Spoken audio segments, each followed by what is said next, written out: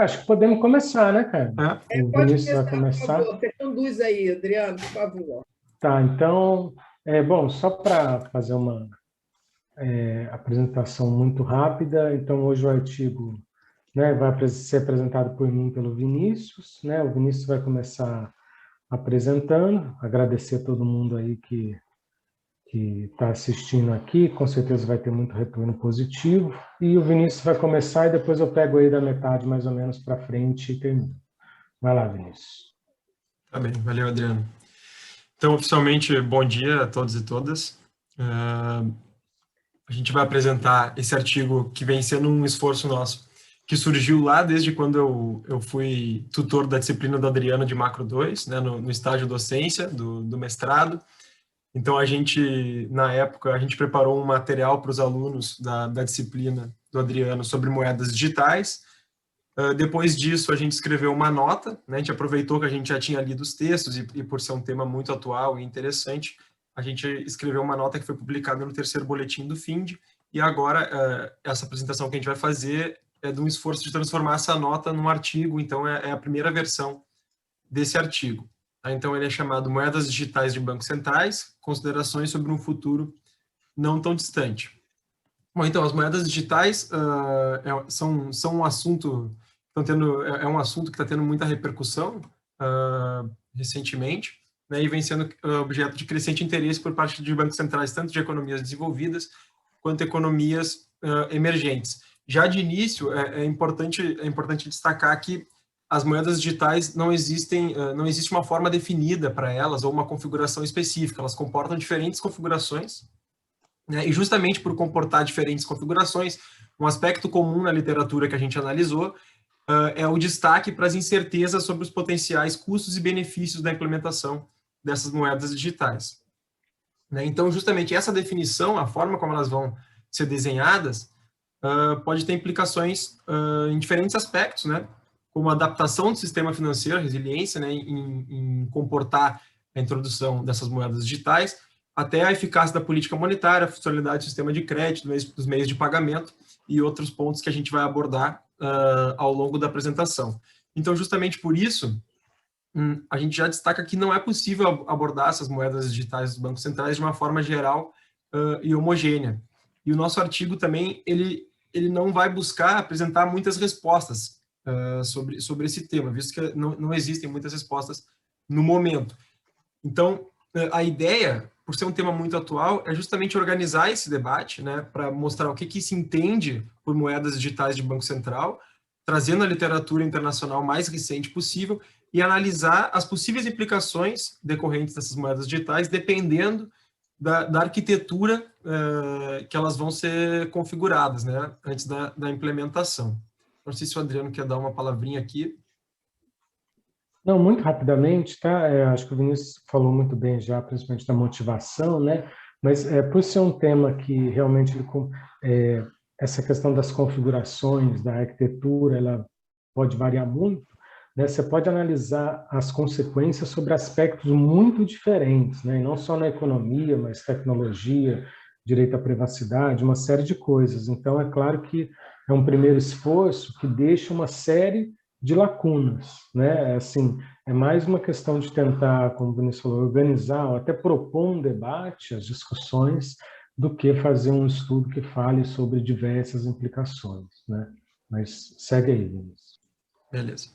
Então, a estrutura da apresentação é a mesma sequência que a gente apresenta as sessões no artigo.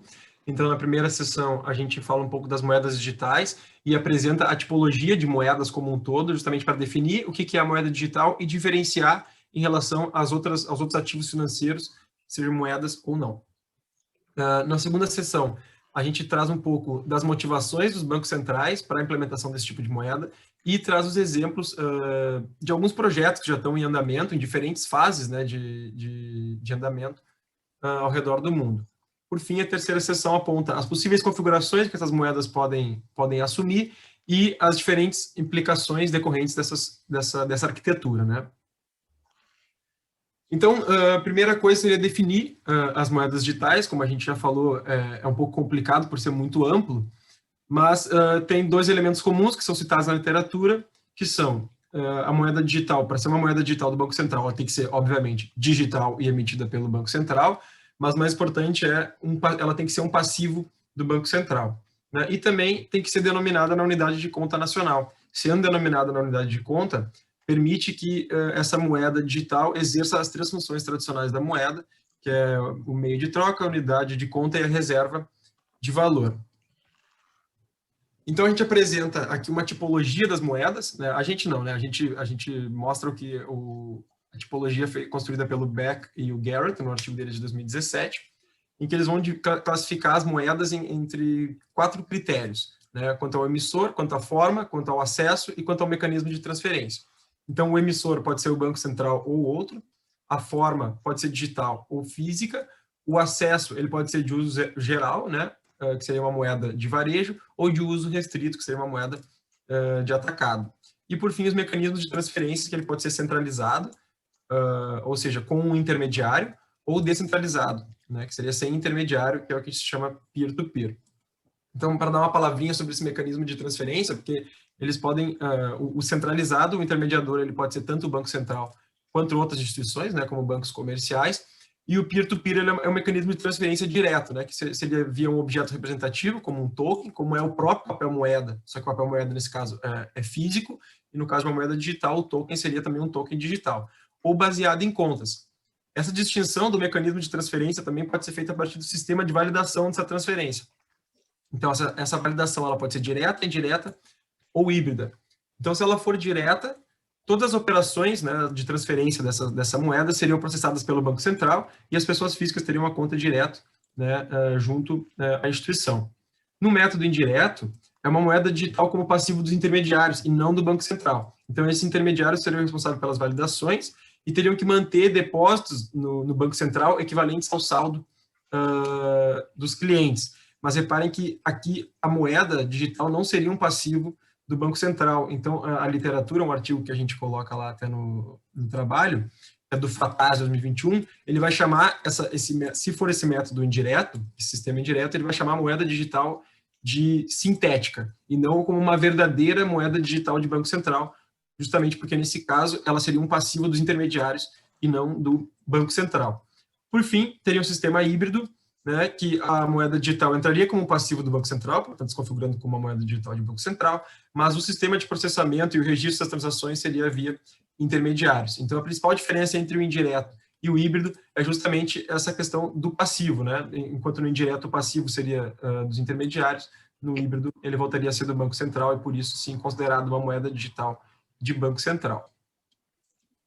Então, aqui, esse é um diagrama de Venn, que é apresentado também no trabalho do Beck e do Garrett, que vai distinguir as moedas justamente entre aqueles 4 critérios que eles apresentaram, né, que é ser amplamente acessível, digital, emissão de Banco Central e descentralizada. Então, a área sombreada aqui é o que engloba as moedas que são digitais e que são emitidas pelo Banco Central, que são, portanto, o tema do nosso trabalho. Esse sombreado mais claro diz respeito às contas de compensação, né, as reservas bancárias das instituições financeiras junto ao Banco Central.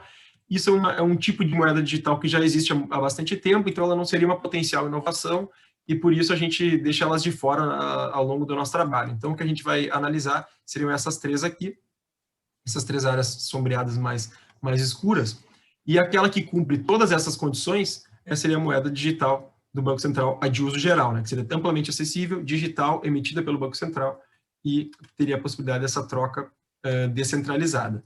Então, aqui entram outros tipos de moeda, né, nessa tipologia, nesse diagrama. Então, uma aqui que seria apenas a moeda local, onde pode se encaixar, por exemplo, a moeda Palma, do Banco Palmas, que é um banco comunitário do bairro de Palmeiras, ou Palmeira, não me lembro, em Fortaleza. Eles têm uma moeda local já há mais de 20 anos, uma moeda física e que tem paridade com o real, é uma moeda que circula somente nesse bairro de Palmeiras. A Mumbuca, que vem sendo bastante discutida também, entraria aqui como um token digital privado, né, porque ela não tem essa moeda de forma física e também não é emitida pelo Banco Central. Então, ela entraria aqui juntamente com as criptomoedas. Então, as criptomoedas e as stablecoins, elas entram aqui também como um token digital privado de uso geral, né? E a grande diferença entre as criptomoedas e stablecoins é justamente, o nome já sugere, né? As stablecoins, elas buscam ser mais estáveis que as criptomoedas, e por isso elas são lastreadas, diferentemente das criptomoedas, elas são lastreadas em ativos como moedas soberanas ou commodities, para tentar suprir a principal falha, né, o principal problema que as criptomoedas encontram para se tornar meios de pagamento seguros, que é justamente a instabilidade do valor. Bom, então aqui também entra o papel moeda, que seria emitido pelo Banco Central, amplamente acessível, peer-to-peer, mas não é digital, né, então fica fora dessa elipse do digital. E também moedas virtuais, que são de plataformas privadas, como moedas presentes, por exemplo, em jogos, né, que a gente cita algumas ao longo do trabalho, que são usadas exclusivamente nesses ambientes. Então, na segunda parte, a gente entra nas motivações, né, e nos exemplos desses projetos de moedas digitais que estão acontecendo ao redor do mundo. Então, a principal motivação, a primeira motivação que aparece na literatura é a redução do uso de moedas físicas e a preferência, né, dos cidadãos por pagamentos digitais. Então, nesse sentido, os bancos centrais eles têm feito um esforço de desenvolver e oferecer para os seus cidadãos uma moeda digital que poderia ser amplamente disponibilizada e servir como um instrumento de pagamento alternativo, que fosse seguro, robusto e conveniente. Além disso, né, além da redução do uso de papel moeda, os bancos centrais também incitam a questão da inclusão financeira, a segurança e a integridade dos pagamentos digitais e o estabelecimento de um sistema de pagamentos que seja resiliente, rápido e barato, né, e que acompanhe essa inovação, né, essa contínua transformação digital dos meios de pagamento. Então, além dessas motivações, né, algumas que são citadas o interesse em inovações tecnológicas do setor financeiro, o surgimento de novos participantes no serviço de pagamentos de intermediação, principalmente privados. Então, os bancos centrais eles têm um certo receio de ficarem para trás dessa corrida pela transformação digital. Então, eles querem implementar também para se adiantar nesse processo. E, por fim, a atenção crescente aos chamados tokens digitais privados, né, que são essas criptomoedas que eu já citei brevemente e têm sido muito comentadas também, principalmente o Bitcoin. Então, alguns exemplos das moedas digitais, tanto em implementação quanto projetos que vêm sendo feitos ao redor do mundo. A primeira é o $100, que é uma moeda, que é a única moeda digital de Banco Central que está em operação atualmente, que ela foi implementada pelo Banco Central das Bahamas, e no Brasil, por exemplo, ela não seria uma grande inovação, porque a ideia da implementação dessa moeda digital lá nas Bahamas foi justamente oferecer um meio de pagamento, de transferência de recursos digital e seguro. No Brasil, atualmente, com o Pix, por exemplo, essa necessidade, digamos assim, já é suprida, né? Então, lá como não tinha esse serviço, né, o Banco Central desenvolveu essa moeda digital e agora ela já está em operação e ela uma característica interessante é que ela pode ser transferida, inclusive, offline, porque as Ilhas das Bahamas, em muitos pontos, né, não tem sinal de telefone, então a operação pode ser realizada, inclusive, offline, e depois, no momento em que o telefone atinge, né, uma área de sinal, a operação ela é concretizada. Então, outra é o renminbi digital, que também tem bastante coisa escrita sobre isso. A China planeja implementar essa moeda em 2022. Ela tem tanto o objetivo de internacionalizar a moeda chinesa, mas também visa reduzir a dependência do sistema privado de pagamentos, né? Então, entra para tirar o poder um pouco desse sistema privado de pagamentos, que é muito utilizado na China, principalmente o Alipay e o WeChat. Na Suécia, está sendo desenvolvido um projeto, então não está implementado também, da coroa sueca digital, a e-krona, que deve ser implementado em até 5 anos. No caso específico da Suécia, a principal motivação é justamente a redução do uso de papel moeda. Então, tem alguns setores, alguns estabelecimentos na Suécia que, inclusive, não aceitam mais moeda física. Então, isso suscitou essa preocupação aí no Banco Central para desenvolver uma moeda digital. O Banco Central Europeu também tem um projeto em andamento para a implementação do euro digital. Eles também citam essa questão da redução do papel moeda, mas eles também apontam um medo de ficar para trás nesse processo e que outras moedas digitais de fora da zona do euro comecem a circular pela Europa. eles também citam a questão da exclusão das pessoas que são não bancarizadas, com a redução da utilização do papel moeda, e por isso eles acham que o euro digital pode auxiliar nesse processo de inclusão financeira. Por fim, no Brasil, o Real Digital, o Banco Central, ele já tem um grupo para desenvolvimento da pesquisa do Real Digital desde agosto do ano passado. Na última semana, eles divulgaram uma nota técnica, né, apresentando as diretrizes dessa moeda digital, e que já deu para notar uma arquitetura bem determinada, né, bem definida, dessa moeda digital, que não tem previsão de implementação no Brasil. Mas algumas coisas que a gente pode citar é que elas... Peraí, pessoal, tem alguém com o microfone aberto aí. Então, tem a previsão dessa moeda de ser utilizada em pagamentos de varejo, ou seja, de ter uso geral. Ela também teria a capacidade de realizar operações online e até offline. Ela seria, obviamente, emitida pelo Banco Central, como uma extensão da moeda física, e seria intermediada, né? Intermediada por custodiantes do Sistema Financeiro Nacional e do Sistema de Pagamentos brasileiro.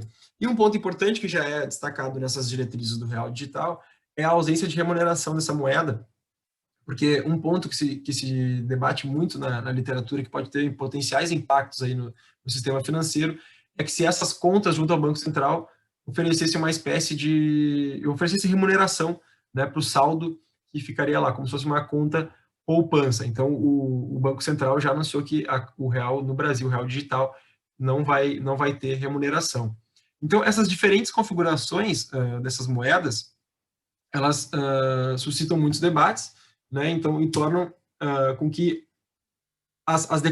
analisar as decorrências, os impactos da implementação dessas moedas seja um pouco complicado. Mas a gente vai tentar organizar esse debate na terceira sessão, onde a gente analisa as possíveis configurações e implicações das moedas digitais. Então, antes de passar para o Adriano, só queria mostrar um dado aqui que foi divulgado pelo BOR e o Early em 2021. Eles fizeram uma pesquisa, né, junto ao Banco de Compensações Internacionais, o BIS, que envolveu 65 bancos centrais, e destaca que 86% deles desenvolveu algum tipo de trabalho relacionado às moedas digitais, nos mais diferentes níveis, né, seja de pesquisas iniciais a projetos de implementação.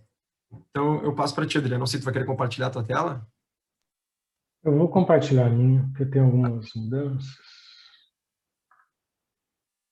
Rapidinho aqui.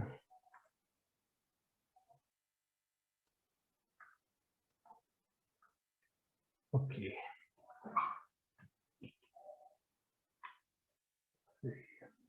Está com a tela cheia aí, a apresentação? Não. Não? Tá, peraí, então.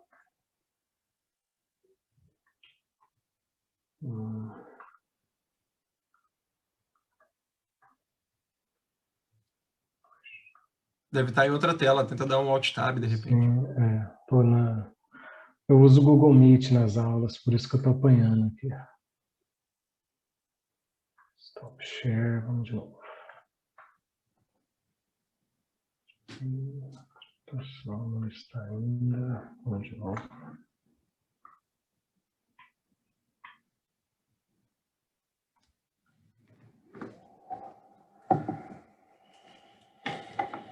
Ok. Agora foi? Foi. Beleza. Então tá, pessoal. Obrigado aí, Vinícius, por começar a apresentação, né? Então, como o Vinícius falou, primeiro a gente fez esse esforço de diferenciar as moedas digitais de bancos centrais de outros ativos, outras moedas, né? Tentar entender o que é. Mas talvez a outra parte relevante da discussão, né, é tentar entender os impactos, né? E os impactos dependem essencialmente, como o Vinícius falou também, mas acho que isso é uma coisa bem recorrente nos relatórios, artigos, etc., é que a arquitetura, né, a configuração, o desenho da NDVC é que vai dizer qual vai ser o impacto sobre a economia. Tá? Então,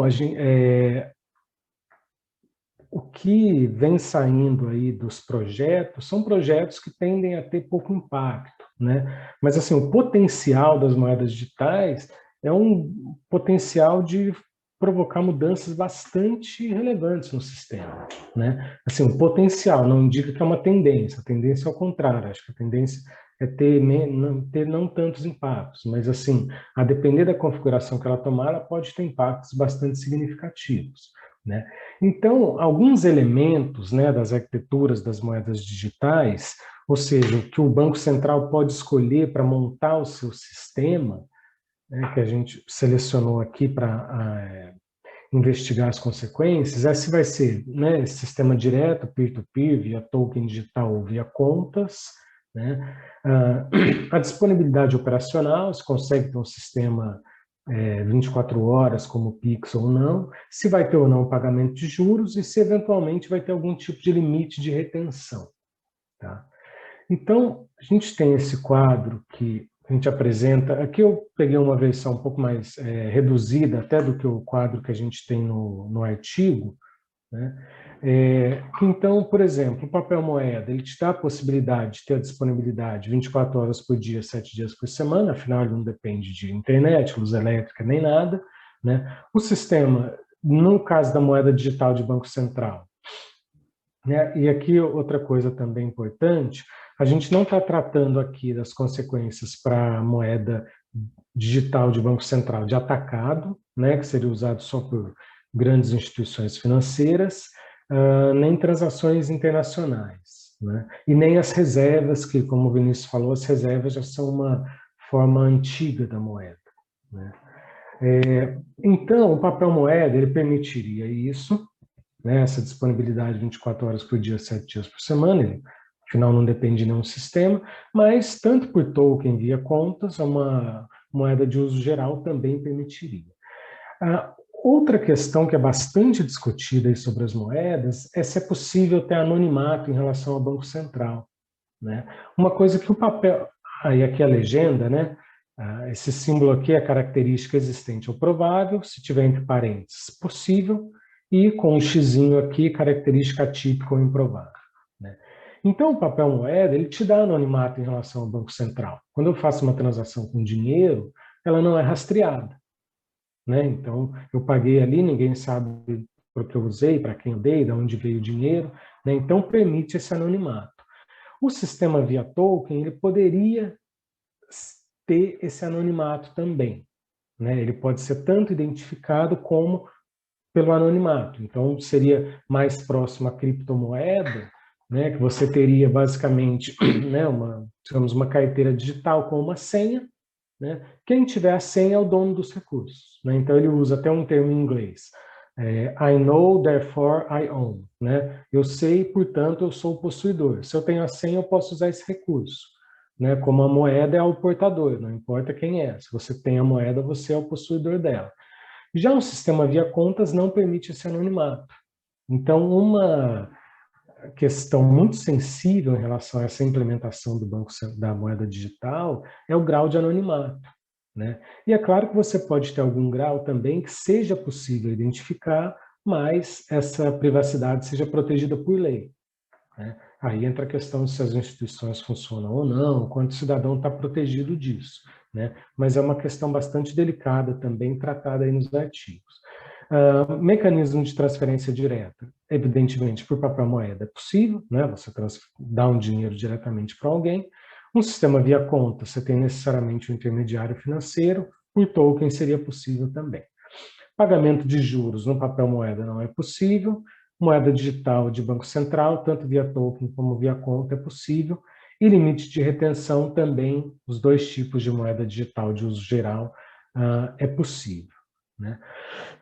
Então, quando a gente fala de moeda digital de Banco Central, se a gente pensar um pouquinho além do curto prazo, pensar na possibilidade, de fato, de ter algo que substitua o papel moeda, a gente não está falando de ter um sistema simplesmente de bancarizar todo mundo.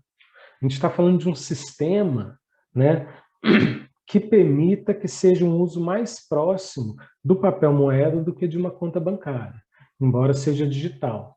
Então, é por isso que são importantes essas questões de anonimato, de disponibilidade 24 horas por dia, transferência direta e etc. Legal? Então, são questões diferentes, né, de simplesmente bancarizar, mas de você ter um ativo que possa, de fato, ser um substituto para o papel moeda, para a moeda física, né?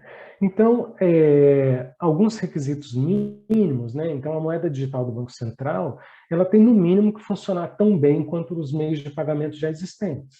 Então, se for comparar diretamente com os meios digitais, você vai comparar principalmente com o depósito à vista, mas também, a depender do país, sistemas de pagamento privado, né? Como o Vinícius citou os da China.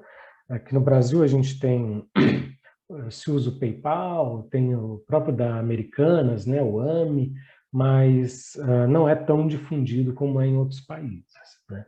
Mas então a moeda digital ela teria que ter conversibilidade ao par com papel moeda e depósito à vista, né? Disponibilidade ampla e instantânea, conveniência, facilidade de uso e custo zero. Então, novamente, isso aqui é importante, né? E até em um dos textos que a gente usa, ele fala, fácil para qualquer grupo etário, inclusive, né? Então, é uma coisa que não pode ser complexa, demandar, enfim, muitos processos de ter, sei lá, mais de uma senha ou coisa do tipo. Então, se a gente está falando em substituir o papel moeda, tem que ter facilidade de uso para um público muito amplo, né? E alta resiliência à queda de sistema e ataque cibernético, né? Para garantir não só a funcionalidade em si do sistema, como a privacidade dos usuários, né? Então, aqui, né, eu vou começar a falar agora sobre a demanda. Como se situaria a moeda digital em relação ao papel moeda e aos depósitos à vista, né? Ou seja, qual que seria, a depender do desenho, a demanda por esse ativo e, consequentemente, a consequência sobre os diferentes aspectos da economia, né?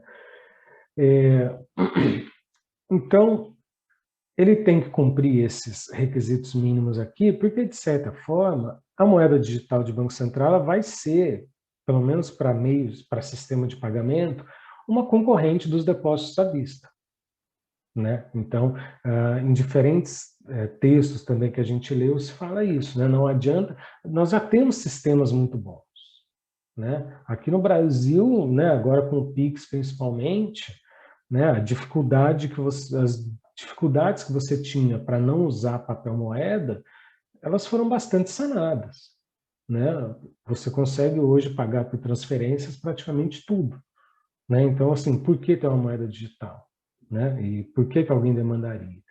Então, para entender qual seria a demanda e se ela pode substituir ou não os outros meios de pagamento existentes, né? Então, a demanda das moedas digitais em relação ao depósito à vista e papel moeda, tá? Primeiro, aqui, né, partindo do M1, então o M1 ele contaria com mais um elemento, as moedas digitais do Banco Central, e aí, para a gente fazer essa análise, a gente usou a ideia da taxa monetária, ou taxa própria de juros, ou taxa específica de juros do Keynes, né? Então, que essa taxa é composta pelo o rendimento, o prêmio de liquidez, a valorização patrimonial e o custo de carregamento, né? Então, a moeda, no caso, é o ativo com maior prêmio de liquidez, por isso tem essa demanda cativa, demanda mais estável, né?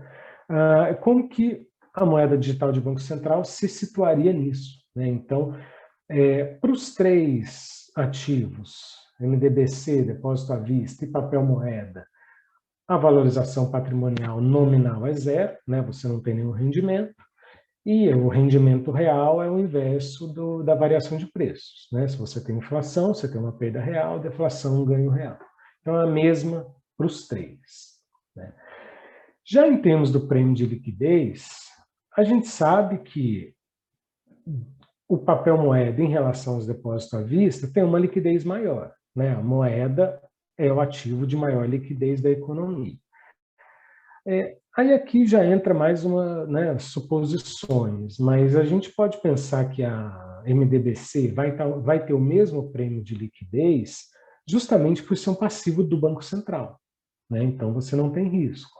Você tem, inclusive, o custo forçado na maioria dos países, então não tem por que o prêmio de liquidez das MDBC serem menor, né, o prêmio ser menor que do papel moeda, e a tendência é que seja maior que a dos depósitos à vista.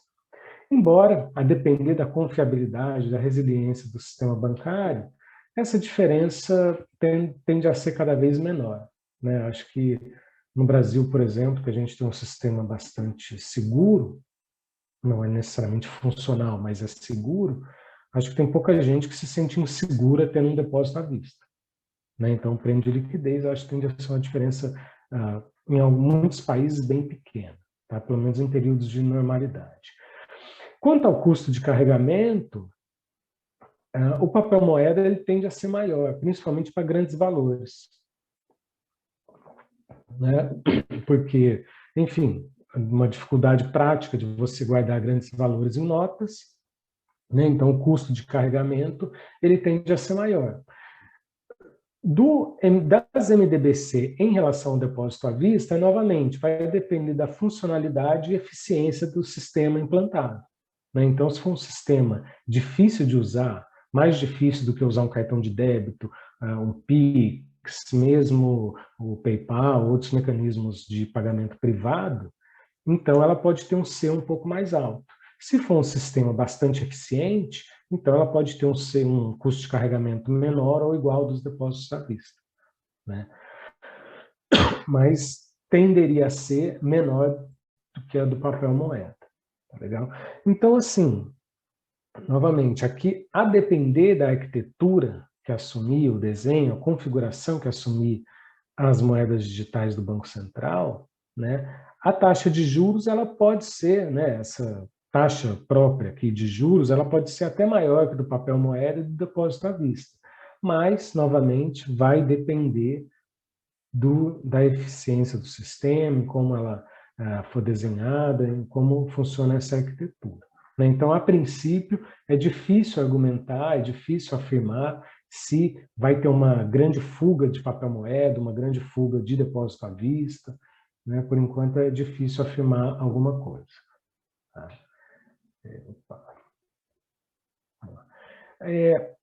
Ainda dentro da taxa monetária de juros, né, mas já passando para a ideia de se vai ter uma remuneração ou não, o pagamento de juros, né, o Q da equação aí do Keynes, para o papel moeda ele é zero, mas para moedas digitais ele pode ser diferente de zero, né? Tecnicamente é possível você colocar alguma taxa de juros, né?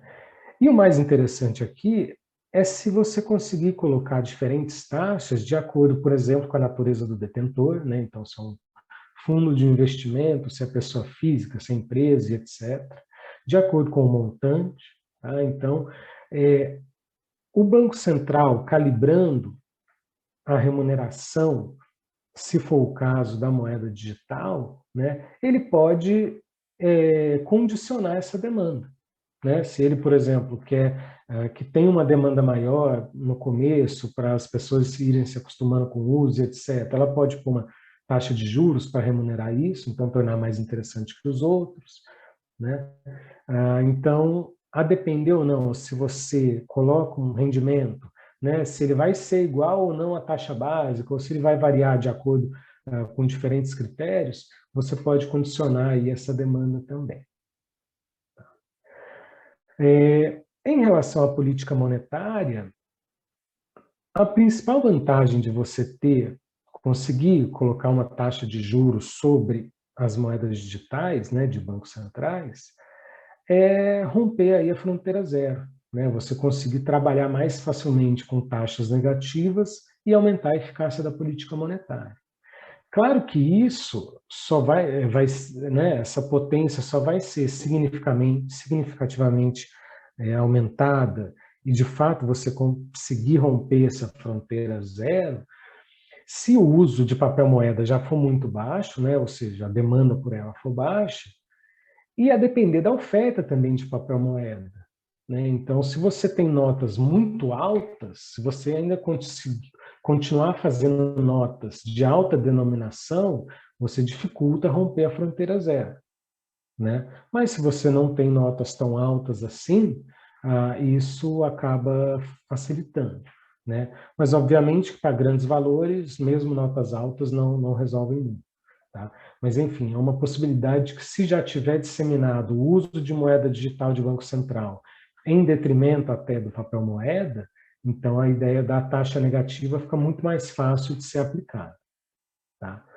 Outra coisa bastante interessante que falou em um dos artigos que a gente colocou como referência é que essas moedas digitais, elas poderiam ocupar em algum grau o papel de títulos públicos como um instrumento de denominação de riqueza, tá? Porque o título público ele tem como um de seus principais atributos a liquidez, né? Ele é um passivo do Tesouro Nacional, é um passivo de um ente soberano, né? Ainda mais se não for uma dívida em moeda estrangeira, né? Então ele é considerado um ativo bastante seguro e de alta liquidez. Agora, se você tem um meio digital, né, de armazenar grandes valores com custo baixo, o que o papel moeda não te permite, e ele é diretamente um passivo do Banco Central, então aqui a possibilidade de default é realmente zero, né, já que ele é um passivo do Banco Central, não do governo, não do Tesouro, então ele poderia ser usado como um ativo seguro para fundos, para investidores institucionais, né, ou como forma geral aí de denominação de riqueza, né, tomando um pouco esse papel do título público, mesmo que a taxa seja menor que do título público. Que o título público é uma quase moeda, mas voltando lá de novo para a taxa própria de juros, o L de uma MDBC seria maior que o do título público, um título do Tesouro. Tá? Então, ela poderia ter esse papel, e aí, eventualmente, né, tudo aqui a gente está falando, se isso, então isso. Eventualmente, até ter consequências sobre o financiamento do Tesouro. Né? Porque se o financiamento do Tesouro ele é facilitado pelo fato de você ter um ativo de alta demanda, se você tiver uma redução dessa demanda porque você tem um ativo substituto para o título público, então o financiamento poderia sofrer algum tipo de consequência. Tá? E aqui também, já dando um passo a mais nas suposições, pensar um pouco no que aconteceria se a demanda por moedas digitais ocorresse com uma queda na demanda por depósito à vista, né? Então, se ocorresse esse efeito substituição, tá? Então, as pessoas, ao invés de usar o depósito à vista, usassem a moeda digital. Afinal, digital por digital, eu não quero ter conta em banco. Eu quero ter uma carteira eletrônica com a moeda nacional. Tá? Então, isso seria o caso, né? Ocorresse substituição, se fosse um sistema em que houvesse contas no Banco Central, o que é algo bastante,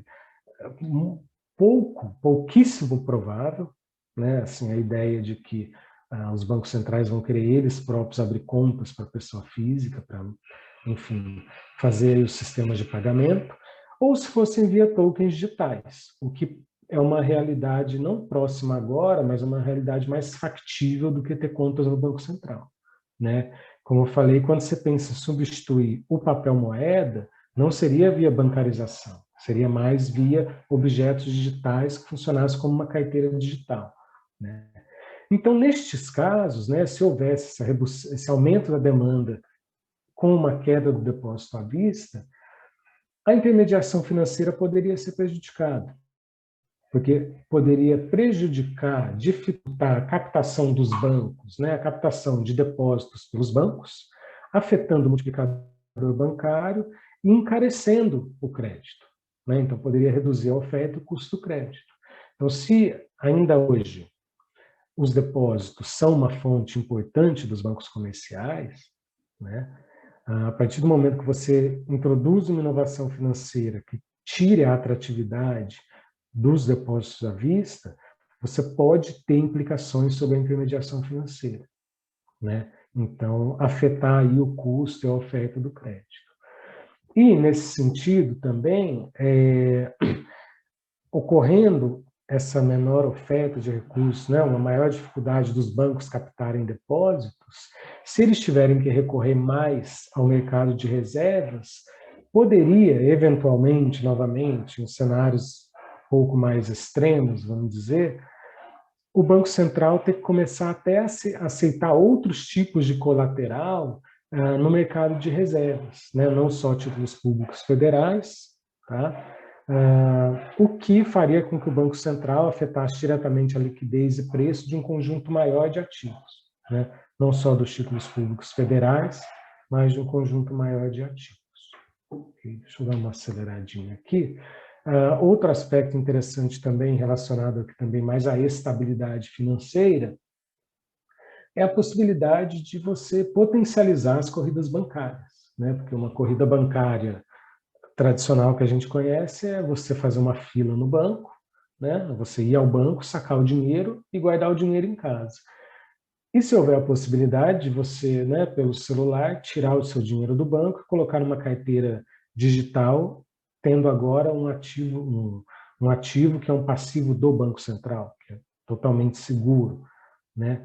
Então você poderia ter essas corridas bancárias digitais, né? Pela facilidade de movimentação e baixo custo de carregamento, elas poderiam ser muito mais intensas, muito mais rápidas, tá?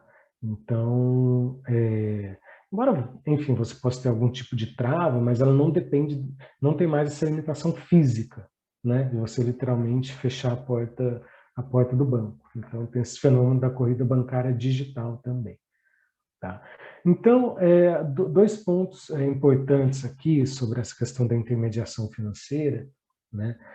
Novamente, como eu falei no começo, o Vinícius tocou nesse ponto também.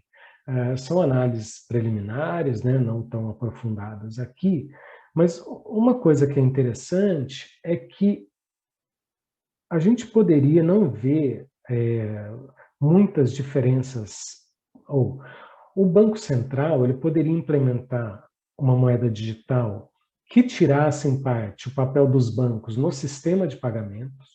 Tá? Então, você não precisar ter uma conta bancária para receber salário, para fazer pagamentos, e ainda assim poderia desenvolver um bom sistema de pagamentos, um sistema eficiente. Né? Então, você teria uma perda de participação, de poder do sistema, dentro do sistema financeiro dos bancos comerciais.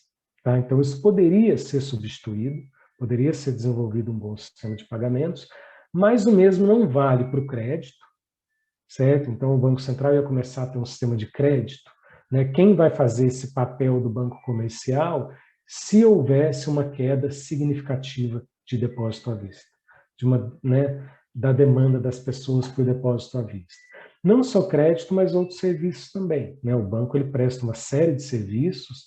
Acho que principalmente quando a gente pensa em empresas, isso é até mais claro. Né? A empresa não está no banco só para, enfim, fazer recebimentos e pagamentos.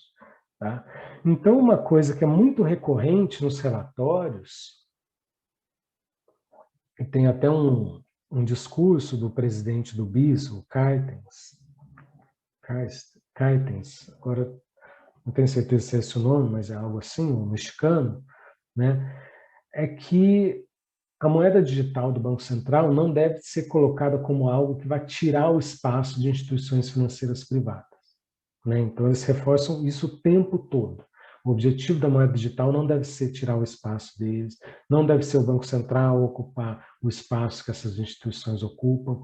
Né? Então, principalmente nesse momento de desenvolvimento de projeto, de implementação inicial, né? A ideia é muito mais algo que ajude na inclusão financeira, ajude a reduzir alguns custos, se prepare para essa questão de redução do papel moeda, do que do Banco Central entrar ocupando um espaço maior. Né? Então, isso parece ser uma grande preocupação aí também, principalmente do BIS, né? E de essas associações bancárias. Né? E aqui, só para terminar essas considerações finais, a questão do anonimato e identificação. Né? Como eu falei, se você tem um sistema que garante o anonimato, então você está falando aí do direito à privacidade, mas, ao mesmo tempo, alguma identificação poderia ser positiva pela questão de combate à fraude e lavagem de dinheiro. Né? Então, esse é um dos motivos pelos quais alguns já defendem, se não a extinção, mas, por exemplo, não ter nota só de baixos valores, para dificultar a fraude, lavagem de dinheiro, financiamento de terrorismo, etc. para a inclusão financeira e transferências fiscais também ajuda se for um sistema identificado, tá? Porque aí o banco pode usar uma série de informações para saber que tipo de produto oferecer, identificar riscos, oferecer crédito, né? Para transferências fiscais seria mais fácil também, transferências fiscais do governo, né? E uma questão que parece um pouco simplória, mas não é facilitar ou dificultar o acesso ao recurso, porque, por exemplo, já tem, né, tem casos de moedas, criptomoedas, que a pessoa simplesmente esqueceu a senha e perdeu o dinheiro, né? Então, se você tem um sistema totalmente anônimo, isso pode acontecer também, né? Quando você pensa que é para ser um sistema generalizado de pagamentos, né, um sistema totalmente disseminado, esse é um problema que não pode ocorrer, né? Você tem uma série de pessoas perdendo o acesso aos recursos porque não lembra a senha, enfim, por algum outro motivo desse tipo de acesso, né? Então, você ter um sistema realmente anônimo é uma coisa mais complicada, né? Mas algum direito à privacidade é preciso garantir. Legal? Então, aqui passando para as considerações finais, tá? Já me alonguei bastante. Não é possível abordar esses MDBC de forma geral e homogênea, né? Muito menos dar uma resposta assertiva acerca da funcionalidade ou não das consequências, né? A definição de como elas serão terão implicações profundas sobre diferentes aspectos, né? Como falamos aqui, estabilidade financeira, política monetária, sistema de pagamentos, tá? E alguns dos possíveis benefícios não são avanços significativos em relação às opções existentes, né? Então, elas são necessárias, são desejáveis. Tá? Então, por que os bancos centrais, né, estão pesquisando isso? Por que o BIS tem uma série de... Né, por que os diferentes bancos centrais estão fazendo muitas pesquisas conjuntas, inclusive, pelo BIS ou em cooperações multilaterais? Tá? No curto prazo, acompanhar inovações financeiras e mudanças de hábitos, né? Principalmente não perder o espaço para criptomoeda, stablecoins, para dar conta da questão que isso é uma realidade praticamente só da Suécia, tá? Mas da redução do uso de papel moeda, né? Então, é uma estratégia defensiva, como a gente falou lá no grupo aquele dia, é para não perder o trem ou o bonde, né? As mudanças estão acontecendo, o Banco Central tem que estar bem situado para não perder o espaço, tá? Então, acompanhar inovações financeiras e mudanças de hábitos para promover a inclusão financeira, e em um desses relatórios, até que o Vinícius falou, essa questão da inclusão financeira é uma das principais preocupações de países emergentes, né? De países avançados, não, né? Por motivos óbvios, mas de países emergentes isso é uma preocupação bem maior, né? Então, você pode ter ganhos em países em que a segurança não é tão efetiva, né? Então, se você tiver um meio digital, por isso até que no Quênia você já tem carteiras digitais que são bastante usadas, né? E no médio prazo, pensar num ativo substituto da moeda física, né? Como eu falei, não é simplesmente bancarizar, tá? É você ter de fato uma moeda digital, né? Algo que substitua o papel moeda, que tem um grau de anonimato, que não precise passar necessariamente por instituições bancárias, né? E isso tem como desafios a facilidade do uso, né? A privacidade e também essa questão de como você acessa ou valida transações, né? Se você usa senha, não usa senha, que pode trazer problemas e complicações, tá? E para finalmente terminar, né, tem uma série de coisas que obviamente não dá para tratar no artigo. Uma delas, por exemplo, as transações internacionais, né, que é uma discussão que acho que está engatinhando um pouco mais ainda. Mas é isso, pessoal. Obrigado aí. Fico aberto aos comentários agora.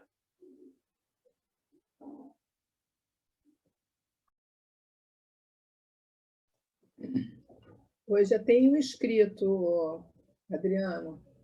Tem que abrir o chat aqui. O Luiz, Carmen. É o Luiz. Eu sou o único inscrito, é isso? Por enquanto. Por enquanto, Por sim. enquanto. Tá O bom. Paulo disse Obrigado, que- Adriano. Obrigado, Vinícius, pela apresentação. Eu acho que vocês conseguiram realmente tirar leite de pedra aí e colocar questões interessantes aí da questão do uso, né, da moeda digital. Eu, na realidade, eu tenho duas questões. Eu diria que uma, como cidadão, né, possível usuário, e o outro como macroeconomista. A primeira realmente eu fiquei pensando nessa questão assim, eu acho que o Adriano acabou chegando a uma conclusão de que pela percepção da própria apresentação de vocês, eu estava tendo, né, de que, na realidade, a moeda digital ela veio aí para uma nova, digamos assim, de ser uma nova forma de papel moeda em poder do público, né? Eu acho que esse é o objetivo principal de assim, eu acho que, sobretudo, depois acho que, possivelmente, a questão da pandemia, né, que levou as pessoas a ficarem em casa, né, se movimentarem menos, né, essa questão de evitar até o uso do dinheiro, né, pela possível contaminação, né, isso acelerou, né, o uso da internet. Eu mesmo sempre ia comprar minha água de coco, né, levando meus R$6 em dinheiro, né, hoje em dia não levo mais em dinheiro, né, já estou pagando de outra forma, né, então a gente vai mudando os hábitos, né.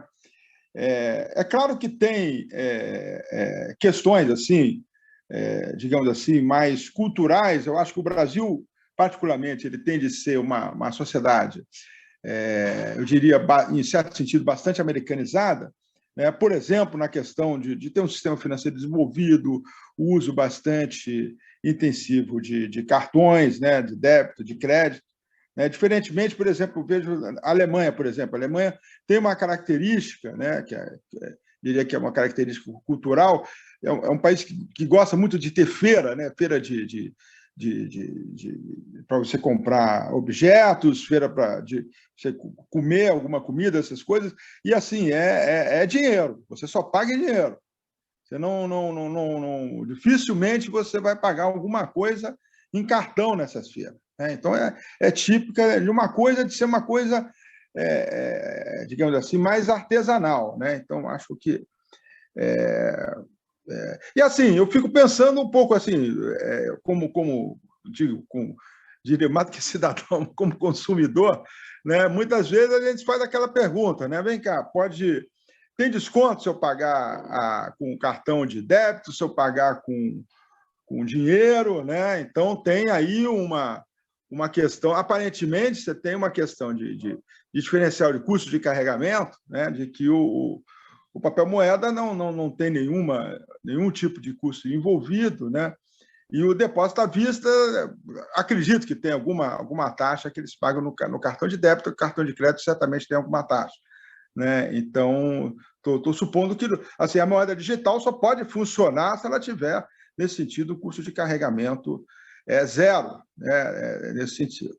Uma outra questão que eu não entendi direito, Adriano, é essa questão dela vir a substituir os títulos públicos, né?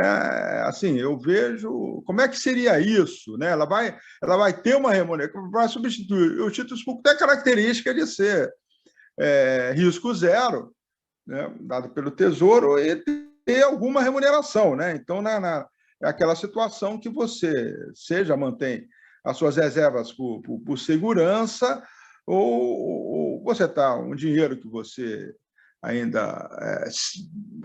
você pode ser qualquer agente, né? Pode ser até uma firma, né, que não vai gastar imediatamente, ela aplica, né, ali naquele...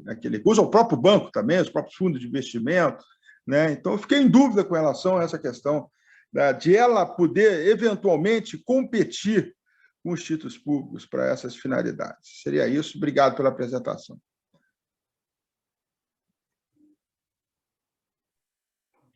Responde agora ou... Pode ser, né? Acho que pode ser. Quer... Vão amadurecendo questões. Você quer começar, Vinícius? Ou... Não, pode falar. Só uma coisa, Adriano. Hã? A minha é bem parecida com a do Luiz Fernando.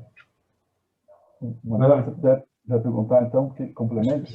É mesma pegada, assim, que uma coisa assim que a gente tem uma confiança que a política fiscal vai conseguir dar certo, porque ela, dentro dos títulos que rendem juros, ela é a mais líquida, né?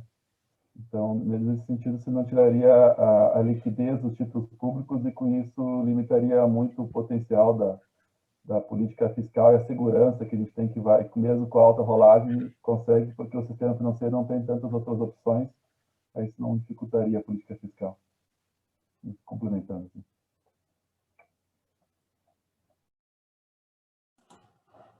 Tá no mudo, Adriano. Sobre os comentários iniciais do Luiz Fernando, acho que nada a acrescentar, né? Acho que principalmente depois da pandemia, isso de fato ganhou bastante importância, né? Coisa que a gente nunca achou que fosse pagar em deixar de usar dinheiro, a gente está passando a usar o dinheiro agora, né? Bom, aí sobre essa questão do título público, né? Como eu falei, isso é uma das várias coisas que eles vão colocando lá como possibilidades, pode ser assim, pode não ser assim.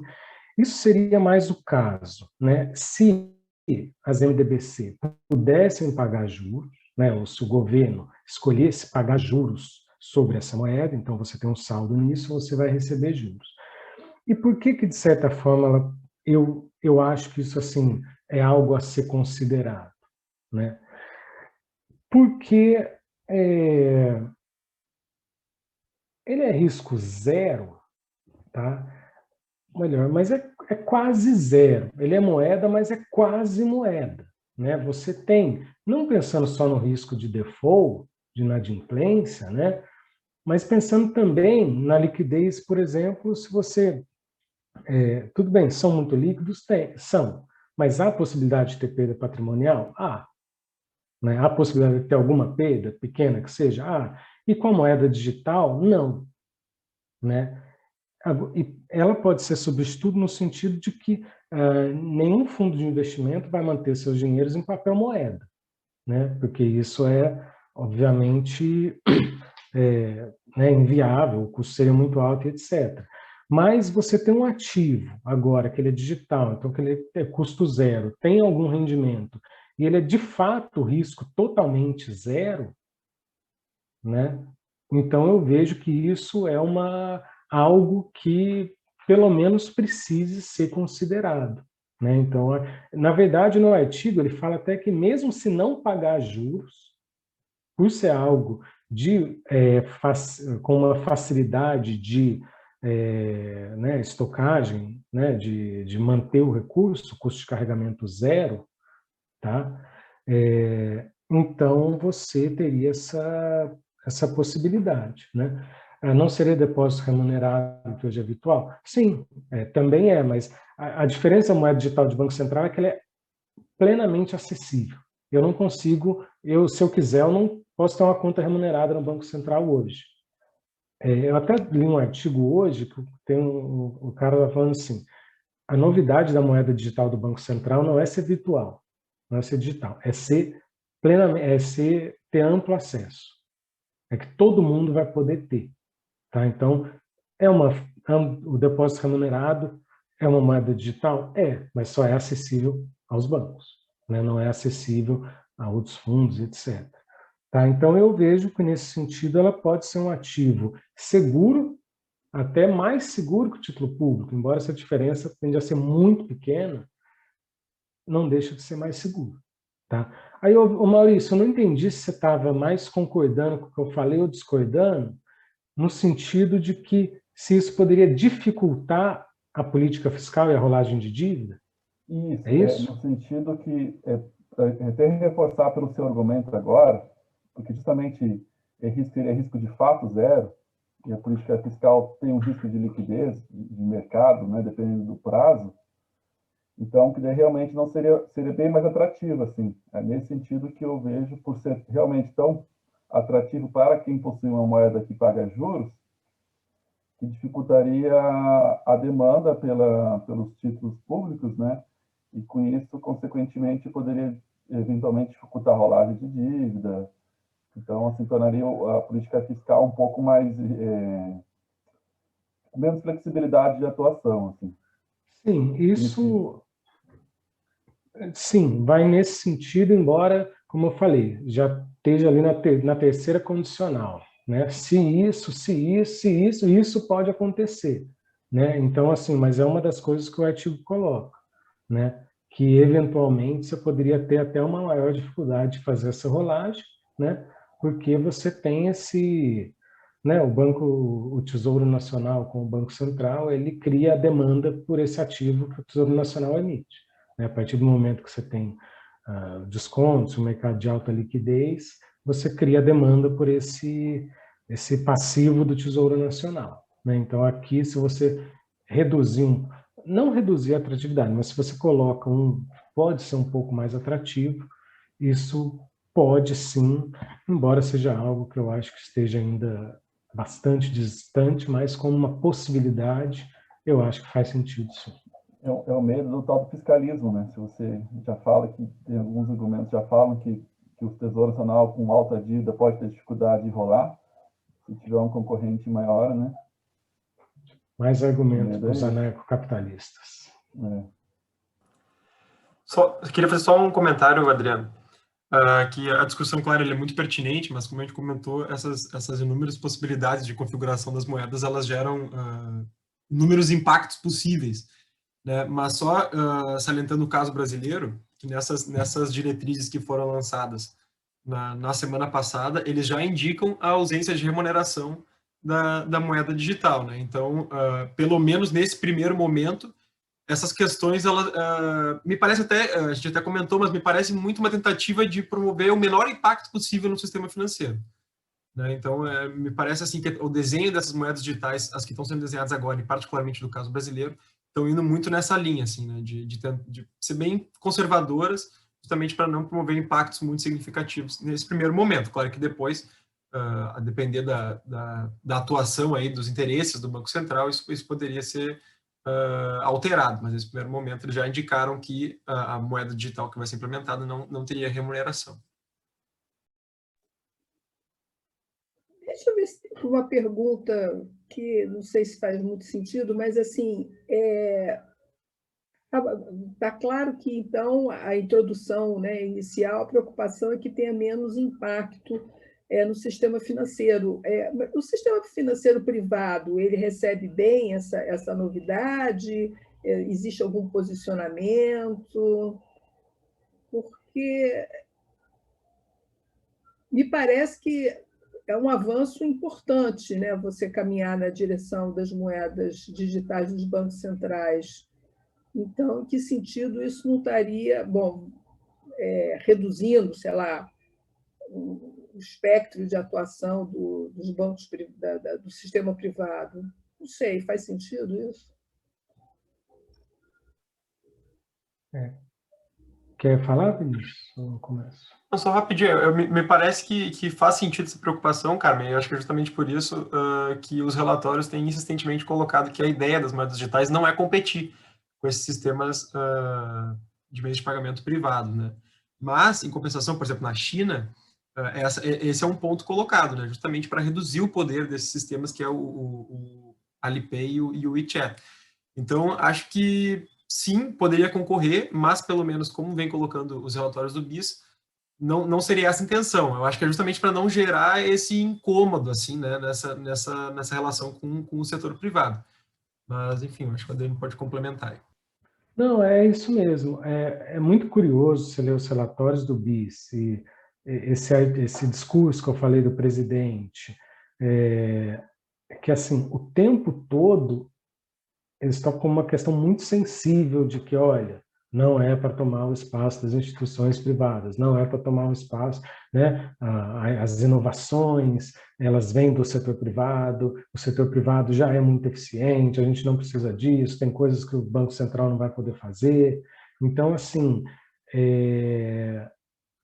eu acho que, pelo menos via BIS, os bancos, as instituições financeiras privadas estão sendo bastante consideradas aí nessa questão, né? Então, acho que, por enquanto, parece que ninguém vai querer mexer nisso, não, né? Como o Vinícius falou, a questão da China aí é com questões mais de, enfim, lá a relação Estado instituições privadas é diferente, né? Mas em outros países a tendência parece ser, e a todo momento eles tentam reforçar que é algo que é para vir só para resolver mais problemas pontuais do sistema, né? Então, por enquanto, eu acho que essas instituições financeiras estão mais tranquilas.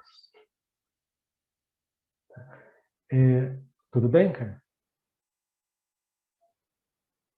Eu sou muito descrente, porque eu acho que tem muito mais dificuldades, inclusive, assim, pegando um pouco do Luiz, né, falando da questão cultural, o Brasil é tão desigual, sabe?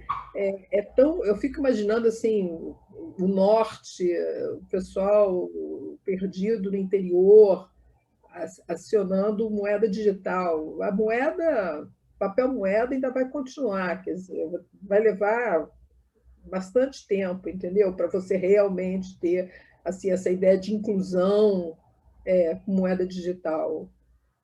Então, entendo assim que no sul-sudeste, né, a gente possa ter isso mais claro, mas quem se aventura um pouco para conhecer, né, mais o interior do país vai se dar conta que isso vai demorar bastante, uma geração pelo menos, imagino. Mas, enfim, a gente tem que estudar isso, né? Acho que agora o Bernardo estava inscrito também. Bom dia. Obrigado pela apresentação. Eu acho que realmente essa questão de moedas digitais, né, cada vez vem sendo mais necessário esse debate, né? Porque eu acho que veio para ficar. Não é nem muito uma pergunta, na verdade tem uma pergunta e tem um comentário a respeito das considerações finais. Como o Adriano colocou, ele falou a respeito do Banco Central, né, introduzir esse conceito para não perder o bonde, né? Mas, ao mesmo tempo, a minha reflexão é a seguinte, conforme o Banco Central começa a utilizar o conceito de moedas digitais, de alguma forma ele tem uma força maior do que as moedas digitais que existem hoje, de se popularizar. E aí, ao mesmo tempo, ele não estaria popularizando um conceito e, de repente, exigiria que depois o próprio Banco Central tivesse muito mais disciplina ou então uma configuração muito mais funcional do que as moedas digitais que existem, justamente para ganhar essa concorrência e não popularizar o uso da moeda digital e a população seguir para o uso de bitcoins, de outras moedas, e abandonarem, acabarem ficando à parte, né, da moeda governamental. Né? Ele popularizando isso seria meio que um tiro no pé, talvez, se pudesse dar margem à população utilizar diversas moedas que já existem, né? Caso a funcionalidade dele não seja tão melhor, questão de segurança, privacidade, tudo que ele tem que oferecer nessa configuração, conforme vocês colocaram que ainda não está completamente definida. A segunda questão, eu escutei no Globo News, quando anunciaram a respeito da moeda do Banco Central Brasileiro, da moeda digital, falando que inicialmente ela começaria com uma taxa cambial idêntica ao real, mas que depois isso poderia variar. Aí eu não sei como é que funcionaria isso, e se vocês já chegaram a acompanhar essa questão. Obrigado. Posso responder o comentário, Adriano? Então, obrigado, Bernardo, pelo comentário, pela participação. Acho que o ponto que tu tocou é bem pertinente. Ele entra naquele questionamento que a gente propôs no final da nossa apresentação, se as moedas digitais elas são desejáveis, né? Porque se elas trariam algum benefício de fato. Então a gente até colocou que elas têm que ser no mínimo tão funcionais quanto aos sistemas de pagamento privado, os meios de pagamento privado que já existem. Então nesse caso eu acho que o Banco Central ele tem isso em mente, assim, né, de que para fazer um sistema, para implementar esse sistema, ele tem que ter algum atrativo, né? Então, mas é uma questão realmente, enfim, pertinente, né? Se esse sistema ele for ineficiente, se essa transferência de pessoas para esse meio digital não poderia acabar incentivando o uso de plataformas privadas. Não vejo isso também seria um problema, mas para a implementação das moedas digitais, eu acho que o Banco Central teria que ter um projeto, no mínimo, tão funcional e tão eficiente quanto os que já existem. Eu achei também muito interessante teu comentário, não tenho não tenho uma resposta para ele, mas acho que até pegando um pouco do que a Carmen falou por último, né?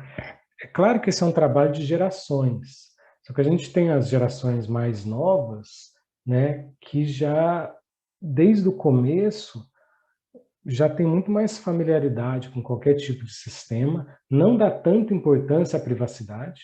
Acho que se você perguntar hoje para uma pessoa, sei lá, de até 20 anos ou até menos um pouco, ela nunca teve privacidade, né? Ela sempre teve a vida dela exposta em mídias sociais, etc. Então, acho que é uma coisa que não valorizam, tá? Então, até esse problema de privacidade tende a ficar menos importante, eu acho, ao longo do tempo, que é uma coisa que facilita o uso, né? Mas é aquilo, o Banco Central está se posicionando para participar dessa transação. Ele não pode se deixar levar. Se ele não entrar nesse processo, quem vai fazer isso é o Facebook, são os gigantes de pagamentos digitais, são os bancos, etc. Não são as instituições financeiras, mas esses sistemas de pagamento, né? Então, eles têm que fazer isso, né? Eles têm que participar dessa transação e, de alguma forma, tentar comandar isso, aí sim, direcionando para as suas próprias moedas digitais. Agora, pode chegar a um ponto que ele consegue ter tanto sucesso nisso que as pessoas vão migrar para outras e abandonar a moeda do Estado, como o Bernardo, se eu entendi bem também o ponto que ele levantou, não sei, né? Algo a se pensar também, né? Achei um questionamento interessante, mas como eu falei, eu não tenho muita resposta sobre, né, para isso não, mas acho que é um levantamento interessante. Tá. Adriano, desculpa, nem é só na questão do Vinícius também, que complementou a minha questão, nem é só relacionado à funcionalidade e à configuração, até a própria exigência do Banco Central atuar com mais disciplina na questão de expansão monetária, porque se o conceito está muito popularizado, todo mundo utilizando qualquer tipo de moeda digital, de repente uma stablecoin dessa do Facebook tem uma disciplina maior e não perde tanto poder de compra, por que as pessoas usariam uma moeda que perde poder de compra? Essa é uma questão que também tem que ser pensado pelo Banco Central, né? Que ele pode estar concorrendo com moedas que têm uma taxa de expansão diferente, não está fazendo política pública, então eles têm mais facilidade de não expandir tanto essa base deles do que o Banco Central, que é uma moeda que atua de forma social, teoricamente é uma moeda governamental. Sim, acho que isso também é um problema que até, um problema não, mas é algo que já se discute até hoje mesmo, né? Porque se tem países que têm uma desorganização muito grande, algumas pessoas e empresas acabam recorrendo ou à dolarização, ou eventualmente, mas em muito menor grau, até a criptomoeda. Então, se isso for algo mais disseminado, inclusive às privadas, pode ser também. Aí a gente tem que ver até que ponto que os bancos centrais vão querer até neutralizar esse tipo de moeda, né? Então, acho que pode ser isso também. Quando eu falo deles pegarem esse espaço na transição, é falar, não, ó, esquece a moeda de Facebook, esquece outros, então talvez, se ele tiver sucesso nisso, ele consegue enfraquecer as outras. Pode ser, mas é uma questão que talvez não, talvez fique mais, enfim, a concorrência da moeda até cresça nesse sentido, se ela tiver uma alta inflação, por exemplo. Tá? Mas acho um ponto bem importante mesmo.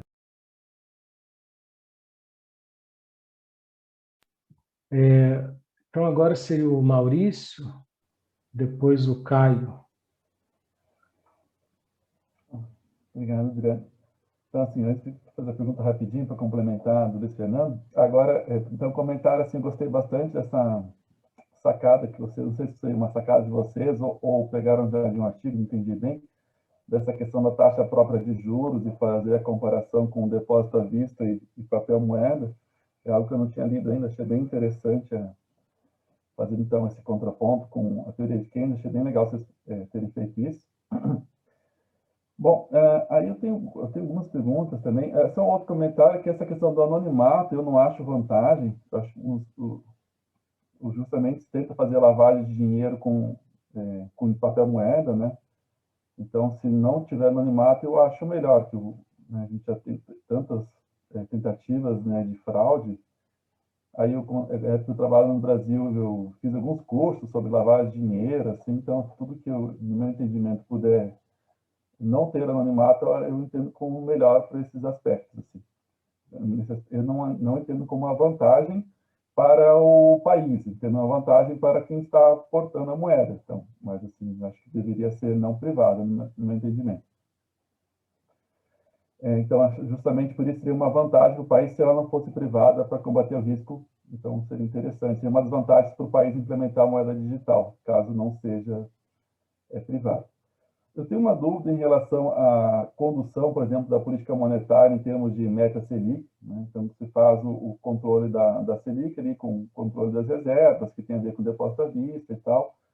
Aí, como que se faria essa questão da condução da política monetária, ainda mais quando tem essa questão dos intermediadores assim, dessas moedas, eu fico um pouco na dúvida como se teria esse controle de liquidez e como se conseguiria atingir a meta da taxa básica de juros. E complementando, se o juros for negativo, né, se essa vantagem dos juros negativo não iria ter uma migração em massa para depósito à vista, por exemplo. Assim, né? Então, talvez anularia essa vantagem da possibilidade de ter taxa de juros, já que ela é plenamente conversível, assim, e, teoricamente sem custo. Né? Então, assim, outra coisa que eu fiquei um pouco duro nesse sistema híbrido, se tem garantia do Banco Central, tem que ser passivo, né? Ou teria possibilidade de combinar ter garantia do Banco Central sem entrar com o passivo do Banco Central, aquele sistema híbrido, assim, que eu queria entender até um pouco melhor. E eu não consigo entender também muito, assim, essa questão de não querer substituir o sistema financeiro, que vai acabar, né, acho que fazendo, ou se o sistema financeiro, já tem alguns estudos, como que o sistema financeiro iria ganhar com isso, já que, teoricamente, não poderia ter custo, né, de carregamento. Por que uma instituição financeira iria operar com isso, né? Então, ela teria um concorrente para o depósito à vista, daí você normalmente já consegue vincular um monte de operação, e para uma instituição financeira fazer essa intermediação, o que ela ganharia com isso, né? Ou seria uma imposição? É uma dificuldade de entendimento que eu tenho também em relação a isso, assim, ou se for uma atuação direta e se for uma atuação financeira, qual que seria a vantagem, assim, então, como se daria essa mecânica? Era isso.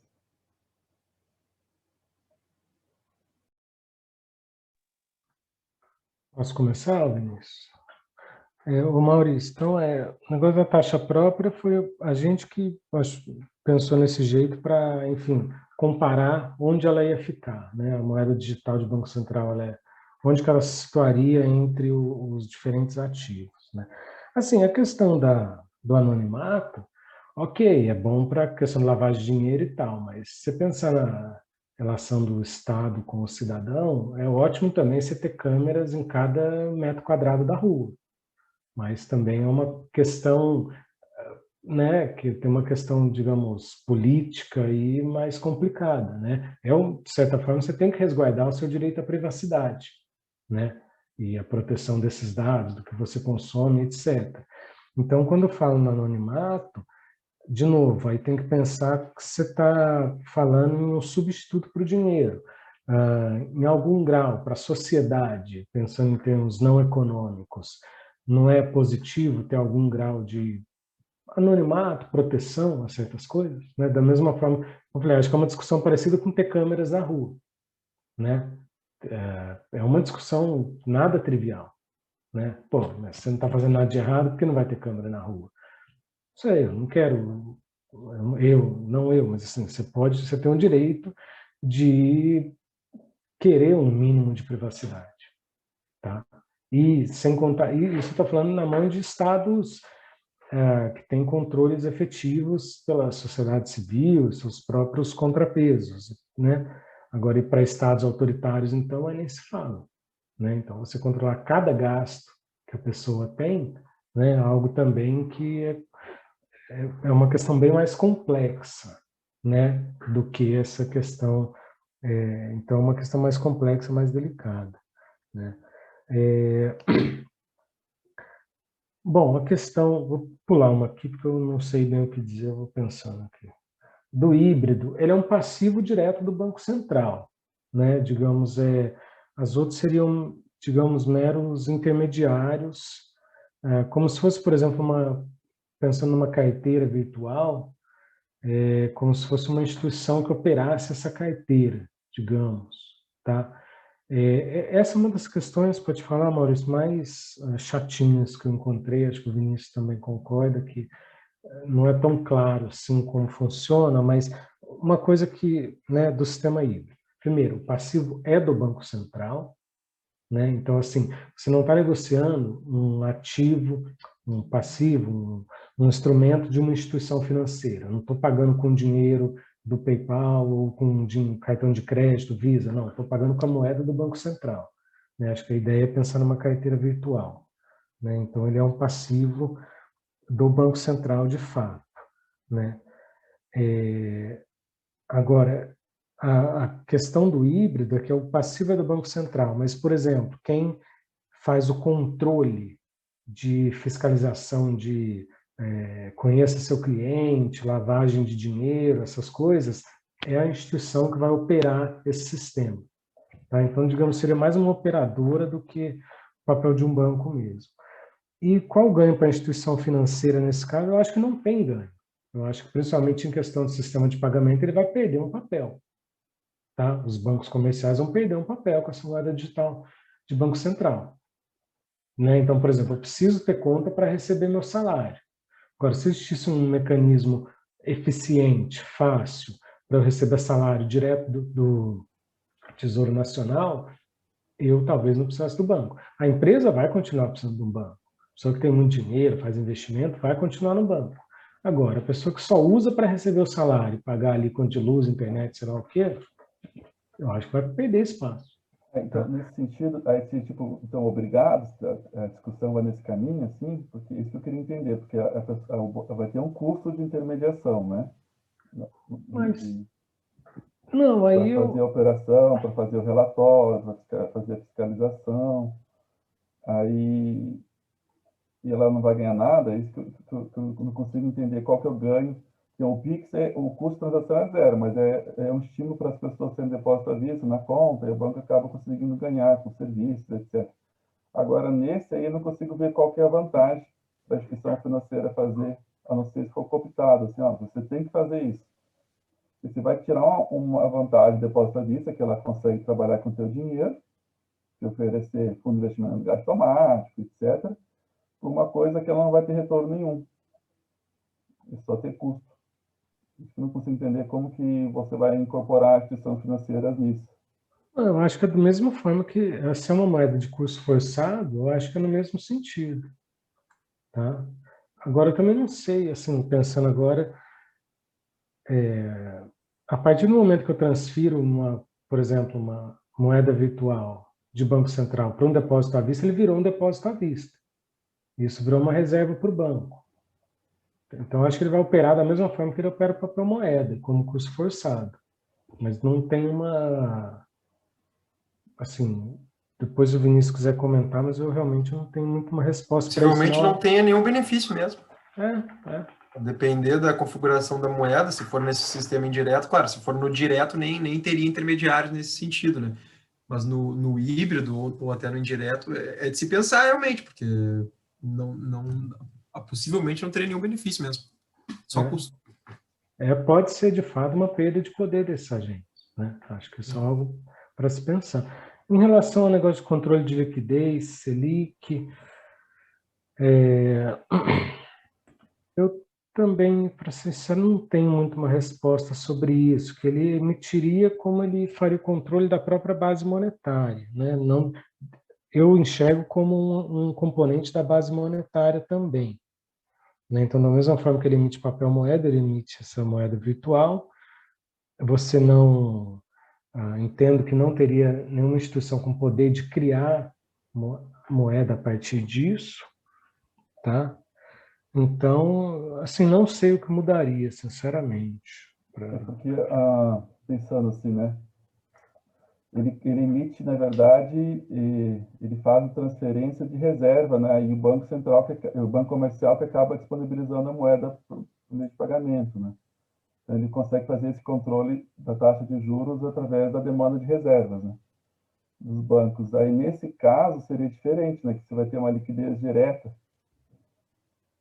Eu acho que seria um ponto a mais de dificuldade da condução da política monetária. Porque ele vai fazer, o banco lá tem a demanda por depósito à vista, por moeda, papel moeda, né? Então ele vai lá, dá para as pessoas, aí então ele reduziu as reservas. Então ele vai ter uma demanda de reserva do Banco Central e o Banco Central faz esse controle de liquidez diária. Aí ele consegue estabelecer a meta da taxa de juros. Agora, nesse caso, que você tem uma emissão direta como um substituto direto para papel moeda, dá uma liquidez, e não mexe com reserva, né? Eu não sei como é que afetaria, assim, se já tem discussão sobre isso. Eu sinceramente não sei dizer, viu, Maurício? Não sei, não. Não é algo que a gente viu, o que eu ainda tenha Está sendo pensado discutido, nisso. eventualmente não está sendo discutido. Né? Eu não vi muito, para ser sincero. Tá? Tem mais algum comentário, Vinícius? Não, acho que a gente pode passar. Tem o Caio e o Bob ainda na fila. Acho que o Caio se inscreveu antes, né, Caio?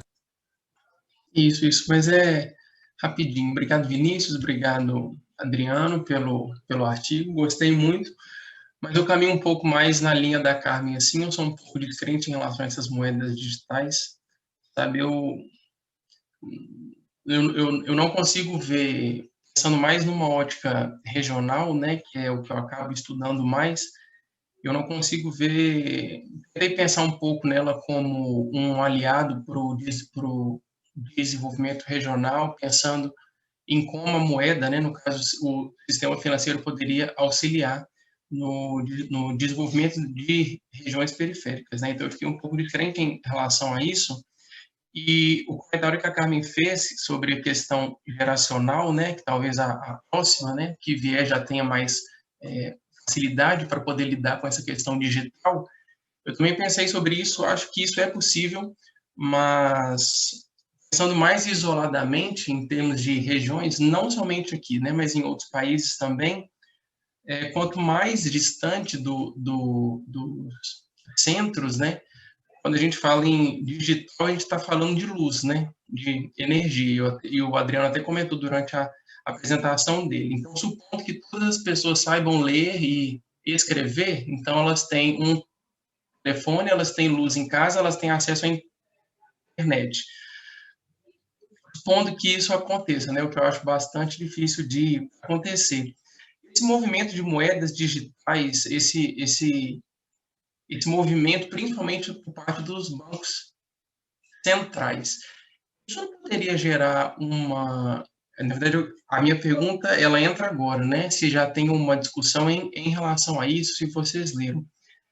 Esse movimento não poderia gerar uma concentração ainda maior do sistema financeiro em países, principalmente os que ainda estão em desenvolvimento?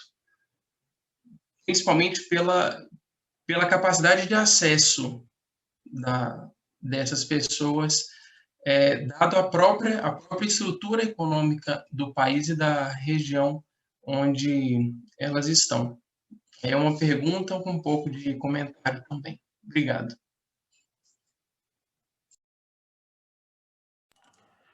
Valeu, Caio. Só fazer um comentário antes, Adriano. Mais uma vez, é um debate interessante, né? Essa questão da acessibilidade e até que ponto isso pode ser inclusivo ou não. Eu não entrei muito a fundo nas experiências, principalmente no continente africano, mas tem muitos trabalhos que mostram que tem acontecido uma inclusão financeira por meios digitais em muitos países, né? Principalmente com essa questão das carteiras eletrônicas. Não sei até que ponto, qual é a abrangência dessa inclusão, mas que existem experiências, existem, né? Então, claro, eu acho que cada local aí, e a depender também de como isso vai funcionar, vai ter suas singularidades, mas esse tem sido um ponto bem discutido e é um ponto central, assim, nesse desenvolvimento das moedas, né? Então, acho que depende muito, assim, de como vai acontecer e da singularidade de cada local, mas pode funcionar, né? Então, eu posso te passar depois as experiências, eu te confesso que eu não fui muito a fundo mesmo, mas eu sei que tem em diversos países periféricos e em desenvolvimento, tem acontecido essa inclusão digital, inclusão financeira por meio de aplicativos, de celular, etc.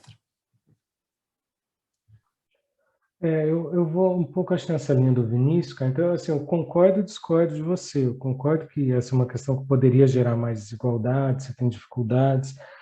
Só que, assim, até um pouco em cima disso que o Vinícius falou, quando você fala em lugares remotos, de difícil acesso, tal, as comunidades mais isoladas, tem um problema também que para ela ter acesso ao dinheiro é muito difícil.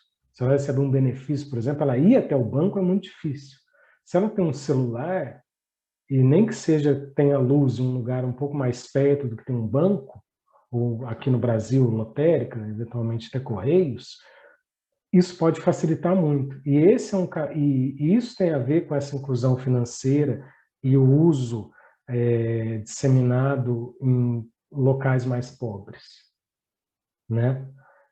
Até o Vinícius falou aqui da Bahamas, e até por isso também, nesses sistemas, eles falam, tem que ser um sistema que tem que ter um mínimo de funcionamento offline, né? Com limites, né, tal, depois faz a compensação e etc.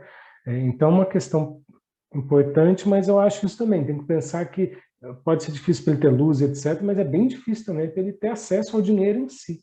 Então, de repente, para fazer transações, você tendo ali no celular, em algum tipo de outro dispositivo, que seja uma carteira eletrônica, pode ser um meio de inclusão financeira. Agora, quando você está falando de países mais pobres, renda média, etc., ainda mais tão desiguais, ganha mais importância ainda o desenho que você faz para fazer a inclusão financeira, né? Na Suécia, tudo bem, se exigir celular, internet 5G deve ser fácil, tá? Não sei por, sei lá, uns pescadores mais no norte lá, não, mas aqui o desenho teria que ser pensado realmente para pensar em incluir, não excluir mais, tá? E essa, aparentemente, pelo menos no discurso, tem sido uma preocupação, né, no discurso, uma preocupação na hora de implementar essas moedas, tá? Mas, então, eu acho que ela, enfim, pode ser tanto para aumentar, quanto até para, eventualmente, reduzir a desigualdade e promover a inclusão financeira. É um debate bem mais amplo nesse caso, mas também, novamente, interessante, que acho que não temos resposta. Que eu acho que até o próprio acesso, a própria utilização nesse ponto também vai bater muito sobre a própria educação financeira das pessoas, né? E quanto mais remoto, mais distante. Isso também tem um pouco a ver com alguns países lá da África, que o Vinícius deve ter comentado e tal, e eles acabam utilizando demais esses aplicativos, pedindo crédito, pedindo dinheiro, e tem dívidas enormes, né? Exatamente por essa facilidade de conseguir o dinheiro, conseguir o crédito. Então, isso daí é uma preocupação muito grande que eu tenho, né? Principalmente em termos regionais. Mas, obrigado, valeu mesmo. E, Vinícius, eu aceito, sim, os artigos, tá bom? Obrigado. Temos o Bob aqui, Norberto. Oi, pessoal, tudo bom? Bom, parabéns aí para a apresentação mais uma vez. Eu tô aqui, fecho, abre câmera que eu estava fazendo almoço com o isso. É a seguinte, queria trazer uma outra perspectiva um pouco para essa discussão, assim, quando a gente sai da discussão mais técnica, efetivamente, de sistema financeiro nacional, que vai acontecer com os bancos, e passa para uma discussão do sistema financeiro internacional e de competição entre sistemas alternativos, né, e os próprios bancos centrais.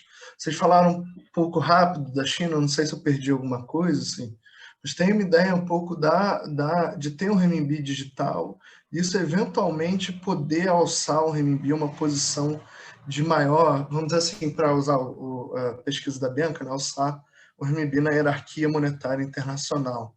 E isso está vinculado também a como que o sistema de pagamentos internacional hoje é estruturado ainda com várias assim, várias areias no mecanismo, né, e um custo muito alto de operação ainda. Como é que vocês enxergam, né, essa discussão a partir desse prisma, um pouco de disputa interestatal em relação a essa hierarquia monetária internacional e como que esse digital eventualmente pode alterar esse quadro, se é que pode?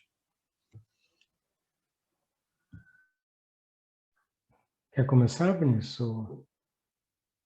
Não, Norberto, essa é uma questão, talvez acho que seja a questão mais importante que a gente nem toca no artigo, né? Ela, como o Vinícius no começo falou das nossas motivações, né? Foi mais para tentar entender o que é, do que tentar entender consequências, e acho que ela vem sendo um pouco menos tratada do que a questão doméstica, né? Então, assim, é engraçado porque é o tema que, na verdade, é basicamente o meu tema de pesquisa há 10 anos, questão de hierarquia de moeda, sistema financeiro internacional, é um negócio que eu nem toquei aqui, né?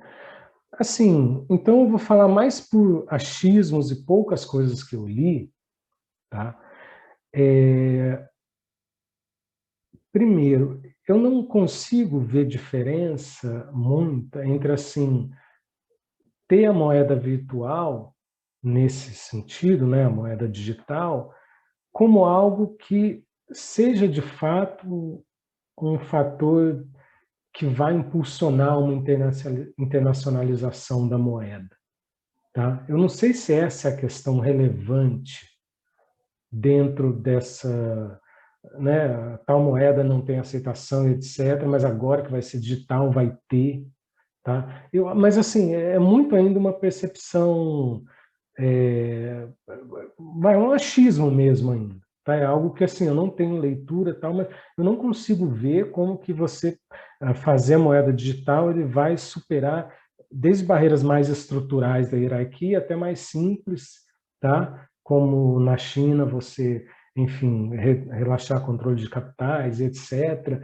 Pode ser que para um momento que a coisa já esteja mais encaminhada, ter a moeda digital mais desenvolvida facilite, tá? Mas eu sinceramente eu não consigo ver por enquanto muita influência, tá? Até porque, como eu falei, não li muito sobre isso ainda, mas eu não consigo ver muita influência no processo de internacionalização de uma moeda, tá? Mas, assim, uma leitura extremamente restrita que eu fiz, né?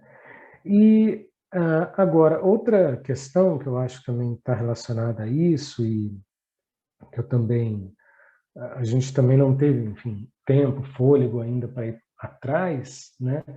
É pensar na importância da moeda para o Estado, né? A importância que a moeda tem para as diversas estratégias do Estado, inclusive para estratégias de política internacional, né? Então, os Estados Unidos faz uso intenso do dólar, de sanções, etc., para ajudar ali nos seus objetivos de política internacional, né? Com a Rússia, com o Irã, etc.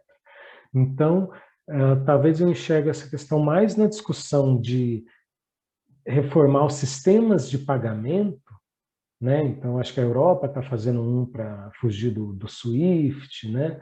Então, por enquanto, eu enxergo a discussão mais nesse sentido dos sistemas de pagamento do que das moedas digitais em si, tá? Então, em resumo, tenho muito pouco a dizer sobre isso, tá? Que é algo que eu realmente vi muito pouco. Tá? Se o Vinícius quiser comentar alguma coisa. Não, eu nem comentei porque eu também não tenho muito a acrescentar, é uma questão importante, mas pelo menos na literatura que eu tive contato, eu só vi claramente esse objetivo de internacionalização da moeda no renminbi mesmo. Então, até no Brasil, isso deixa bem claro que não vai ter transações internacionais e tal, mas não fui muito a fundo também, então não saberia dizer de que forma, né, e nem se poderia, né, ter êxito assim, né, nesse projeto de internacionalização da moeda, simplesmente lançar uma moeda digital. Mas me parece que tem campo aí, né, tem pano para manga esse tema. Deixa eu fazer uma pergunta. Não tem uma disputa em relação àquele sistema SWIFT, que é algo que a gente usa para mandar dinheiro para fora, em geral, e teria um concorrente que, não sei se é chinês ou não, isso... Que eu me lembre, a Europa... Ah, não, agora não lembro se a Europa é a Rússia, que faz toda a diferença. Se alguém souber, mas eu tenho lembrança de haver o desejo, pelo menos, de desenvolver um sistema que não seja centrado no dólar, né? Um sistema de pagamentos desse tipo. Porque acho que é justamente isso uma das grandes forças aí, né, para sustentar o poder do dólar. A Norberto, até a Bianca, sabem. Eu não sei dizer se tem algum sistema alternativo que eles estejam desenvolvendo no momento. Mas até onde eu sei, eu achava que o SWIFT era só um sistema mensageiro. Eu não sei até que ponto isso ajuda a reforçar o papel do dólar em transação internacional. Não sei dizer. Eu achava que era mais o sistema mensageiro. Não sei. É porque, se eu não me engano, em algum momento a liquidação tem que passar por um banco americano, se você está lidando com dólares, né? Então, até por isso você consegue congelar. E só uma coisa que o Bernardo fez uma pergunta lá atrás, agora eu lembrei, sobre a taxa de câmbio. Isso foi outra coisa que eu li, eu não entendi, tá? Porque ele falou, na nota do Banco Central saiu lá também que poderia ter uma taxa de câmbio diferente da moeda digital. Mas assim, só vou te responder para dizer que não vou responder, porque eu não entendi, não vi isso em nenhum texto, tá? Foi a primeira vez que eu vi isso, e não sei por que isso aconteceria, se teria uma diferença se for tudo moeda, tá? Então, só para lembrar. Imagina a zona que ia ser, com 2 taxas de câmbio, com uma moeda que são plenamente conversíveis internamente. Não faz muito sentido. Não seria moeda de fato, seria outra coisa, né? Está ótimo. Se não tiver mais comentários, a gente já está perto da nossa hora de acabar mesmo. Vocês querem comentar alguma coisa, Adriano, Vinícius? Eu só quero agradecer todo mundo aí, as perguntas, comentários, né? Como eu falei, é a primeira vez que eu leio e escrevo sobre essas coisas, então acho que foi muito útil as perguntas, os comentários aí. Agradecer muito todo mundo. Eu também. Só agradecer, e é um artigo preliminar ainda, né? A gente vai continuar trabalhando nele, então muitas novas coisas para a gente pensar e eventualmente incluir ao longo do trabalho. Então, muito obrigado.